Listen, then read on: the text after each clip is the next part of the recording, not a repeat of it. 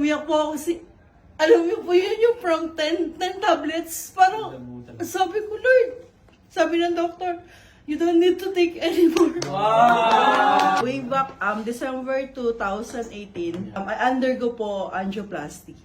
Meron po akong bara sa puso. Yung aorta, yun po, may bara po ako doon.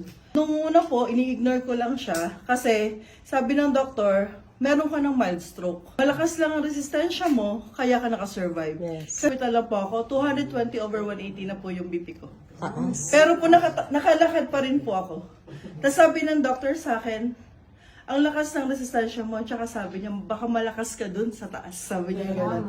Kasi my father died 2 days po bago ako naperahan.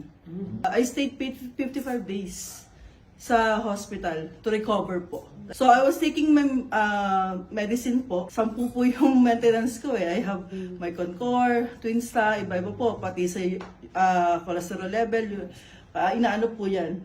Yung maintenance ko talaga. So for 2018, 2024 nitong na ako mag-take ng gamot. Sabi ko, Lord, pinag-pray ko po talaga. When I will stop taking this medicine. I met Sir Raymond and his family po. Sabi niya, try mo itong barley.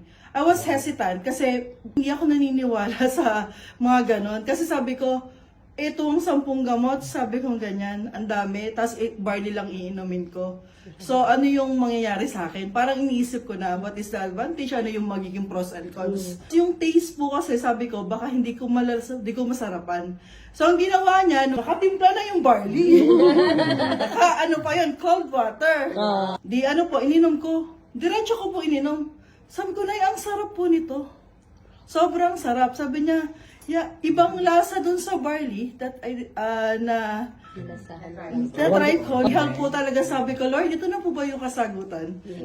Before pa ako mag-take ng barley, ang taas po ng cholesterol ko, tumataas siya. Tapos yung uric acid ko medyo mataas.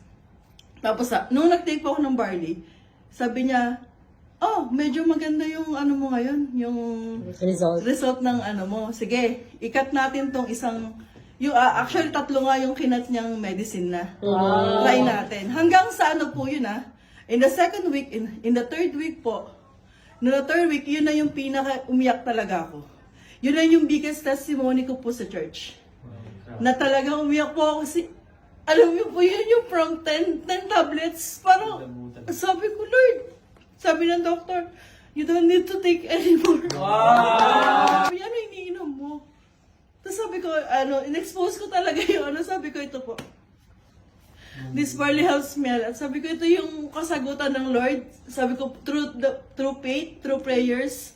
Sabi niya, siguro, sige, anak, huwag ka na mag-take ng gamot. Kasi yung barley lang po, as in hanggang ngayon,